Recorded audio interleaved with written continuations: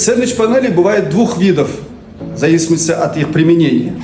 Бывают кровельные, то есть для кровли, и бывают стеновые, для стен. А также по их утеплителям бывает три категории.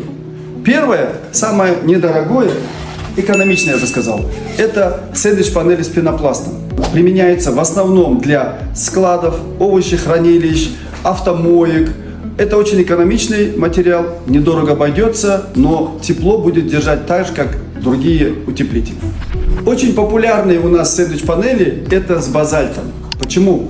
Базальт это не горючий материал, класс горючести НГ. Его применяют везде, где есть большое скопление людей. Это швейные цеха, торговые центры или какие-то дорогостоящие проекты. И третий вид утеплителя это ППУ.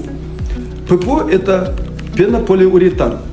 Но есть еще один вид ППУ, это ПИР, пенополиизоцинурат. Чем они отличаются? Это класс горючести. ПИР, он слабогорючий, но какой это классный материал.